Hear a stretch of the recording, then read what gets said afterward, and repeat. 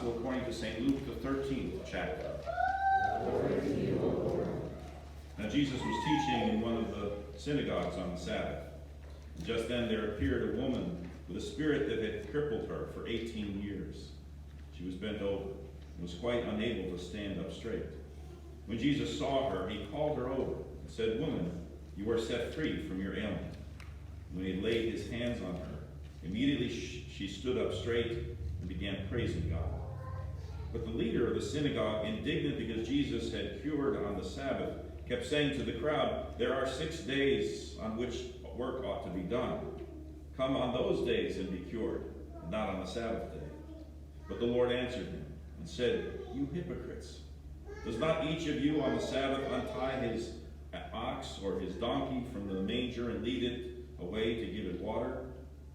And ought not this woman, a daughter of Abraham, whom Satan bound for 18 long years, be set free from this bondage on the Sabbath day?" When he said this, all of his opponents were put to shame, and the entire crowd was rejoicing at all the wonderful things that he was doing. The Gospel of the Lord. Praise to you, O Christ. Please be seated.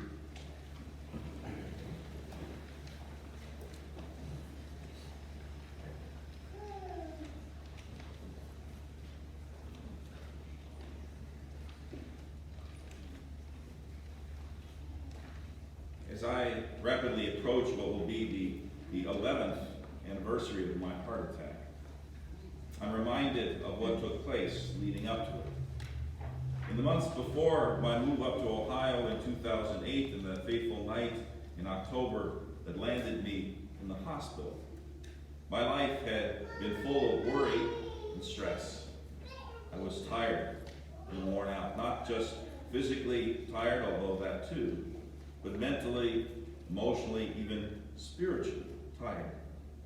I had been burning the candle at both ends, as they say, for some time, overwhelmed and consumed by the demands and challenges both at my church down in Georgia and also at home, where my workaholic ways were stressful not only for me personally, but for my family as well. Maybe something like this has happened to you before. Maybe you're going through a similar spell in your own life right now. One night, as I recall, I found myself unable to sleep, which was getting to be a regular occurrence. And so I went downstairs to watch some television. And after dozing off on our lazy boy chair, I then decided to drag myself off to bed again. But since I didn't want to disturb Jeanette, I decided to use the bed in our first floor guest room instead. Only I had completely forgotten that that's where we kept the cage for our hamster. It wasn't really our hamster. He actually belonged to Jeanette's 5th grade class over at school, and he just stayed with us during the summer and on school vacations. Well, I had just gotten into bed there in the dark and was hoping to doze off again when I heard this squeaking, a continuous squeaking sound, and I wasn't sure at first what it was. Wide awake again, I turned on the bedside lamp and saw that the hamster was in his exercise wheel, running at breakneck speed, at least for him, but of course not getting anywhere.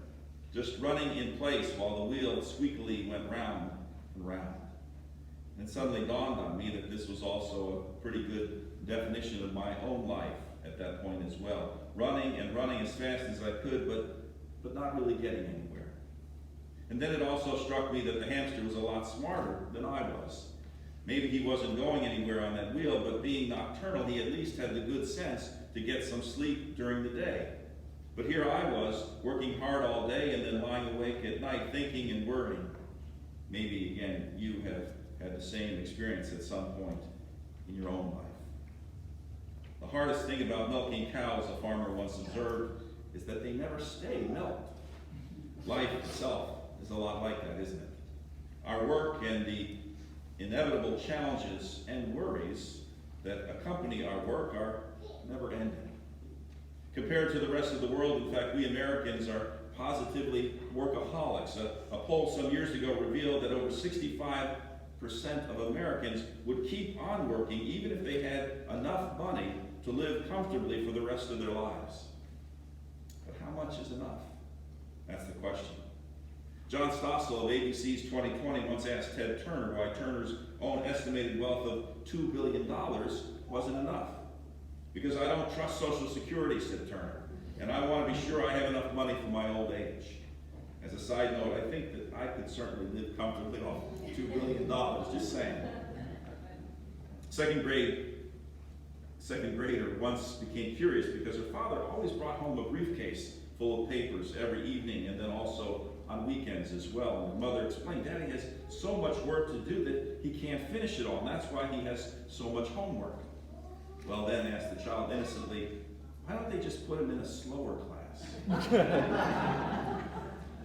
It seems that for many of us, once we get all cranked up like that hamster on the exercise wheel, it's awfully hard to slow down or get off.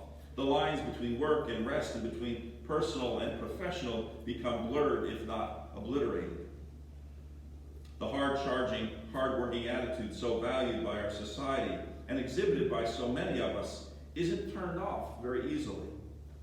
Tony Campolo tells the story of a Presbyterian elder who was so into working that even his vacations were work. On the first day of a family vacation, he would invariably wake his wife and children up at 6 a.m. shouting, get up, time's a-wasting." And then he'd herd them out to the family car and issue the following instructions. "Now, when you get into that car, two things will be true. The gas tank will be full, and your bladders will be empty. And we will drive and drive and drive until two other things will then be true. The gas tank will be empty, and your bladders will be full. And should your bladders become full before the gas tank is empty, well, may God have mercy on you." The lack of boundaries between one's personal life and professional life is also illustrated by the story of the farmer who put the following ad in an agricultural journal. "Wanted, a woman in her 30s interested in marriage who owns a tractor. Please send a picture with your reply of the tractor." Well, what's often true in our personal and professional lives, the blurring of lines and lack of boundaries, our compulsiveness and the reducing of our life's work at times to drudgery, can also be true in our spiritual lives as well. Our faith can become work. Prayer can become work. Worship can become work. That is, things that if we're not careful, we can feel compelled to do, and thereby completely miss out on the joy in doing and experiencing them in the way that God intended for us. Also, all too often, faith, prayer, and worship can become no more than tasks to accomplish, hoops to jump through, or a squeaky exercise wheel that we compulsively keep running around and around on without getting anywhere, without results, all because we somehow lost sight of their true purpose and forget what they were all about in the first place. Today's gospel is a case in point.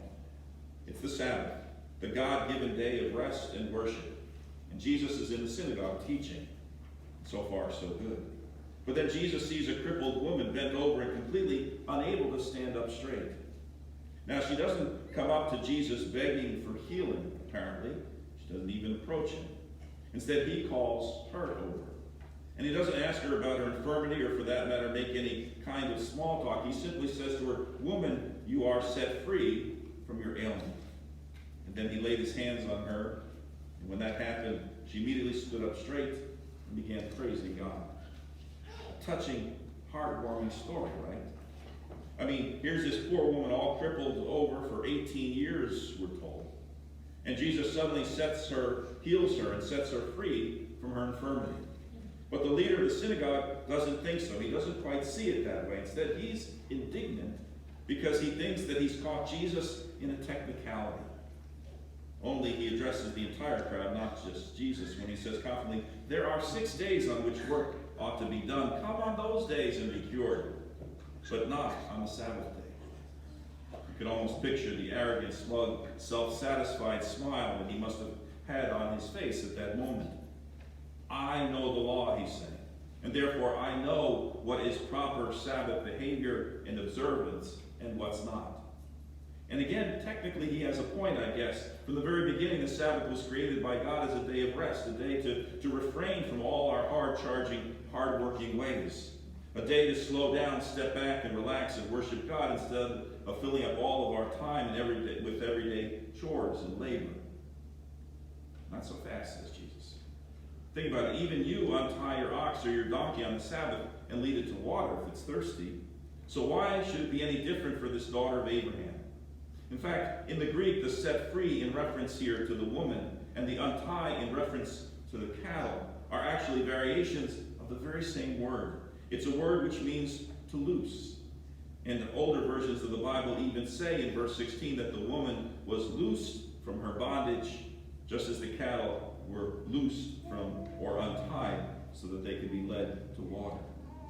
But there's even more going on here in our lesson this morning than simply equating the woman's being healed of her infirmity and untying thirsty cattle. Let's think again about where they are and what this woman has presumably come to do. All this is taking place on the Sabbath and in the synagogue. The obvious conclusion then is that this woman has come here to worship. And yet she's bent over. And it's not just any kind of infirmity. We're not told, for instance, that this woman was crippled from birth, as we so often hear in other healing stories in the Bible. No, what we're told is that that a spirit had crippled her for 18 years. Satan, says Jesus at the end of our lesson, had bound her for those 18 long years. So what kind of bondage could it have been that it had completely bent her over in that way and crippled her? An interesting perspective is offered by Janet Childers, the Dean of San Francisco Theological Seminary and Professor of Homiletics and Speech Communications there. Dr. Childers observes the original Greek word used to describe her gives a fascinating clue to what Luke wants us to see. The word translates not just bent or bent over, but a better translation would be bent together or bent with. In other words, this is a woman who is bent in on herself. It's a picture of a woman who's not only borne the yoke, but bought it. Whatever it was that had bent her, whatever emotional or physical burden she had borne, ultimately became part of her until her very body was conformed to its image.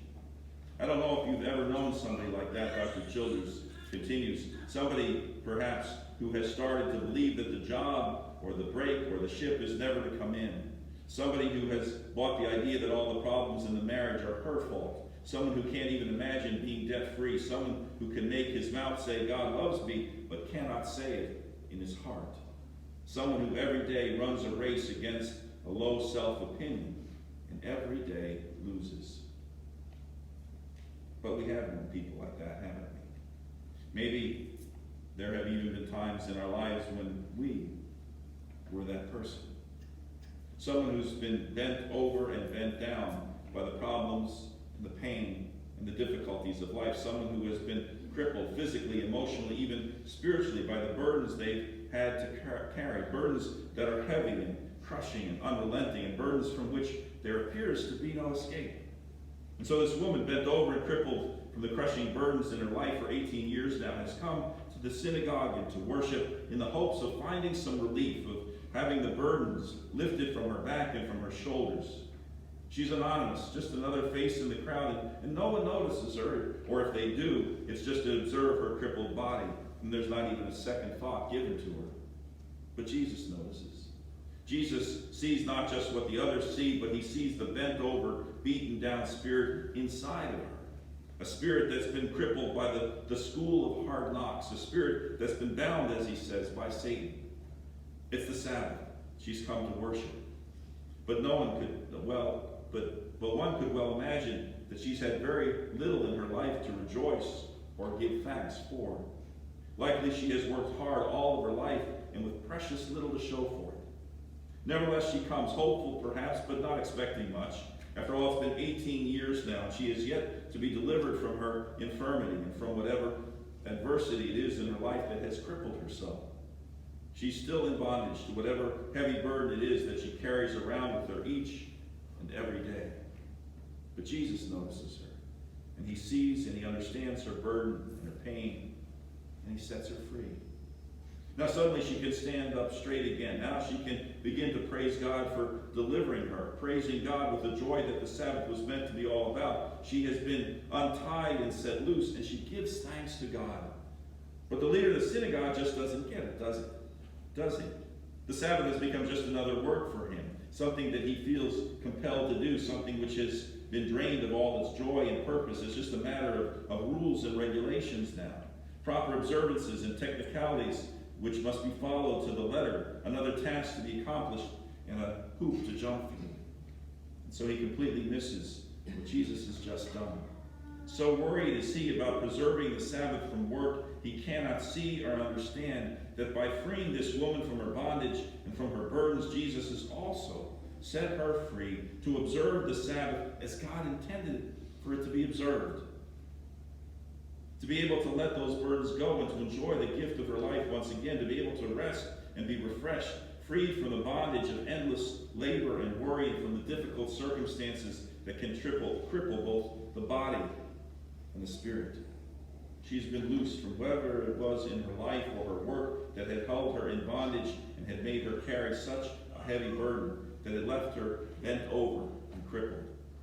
For the first time in a long time, it has truly been the Sabbath for her. How are you this morning? Are you here because of a sense of duty or obligation?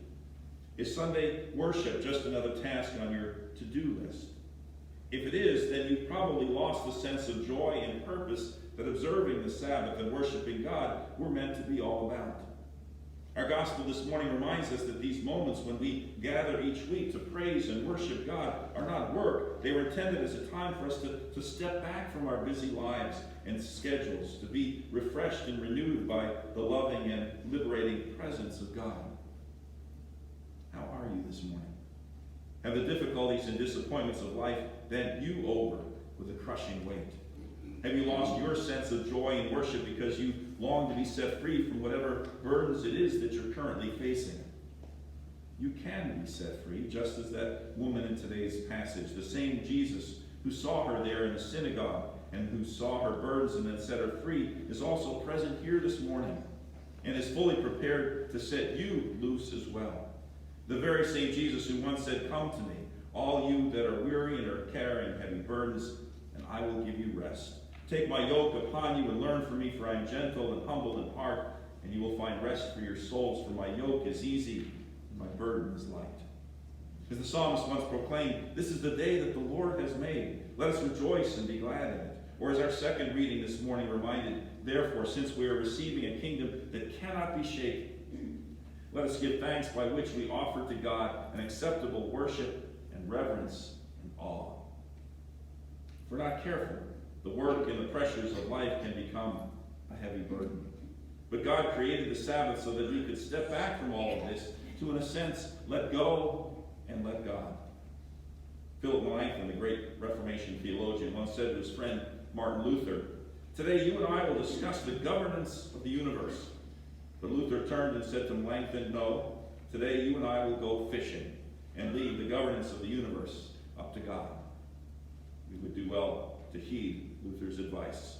In fact, it's an important part of what observing the Sabbath is all about. Amen.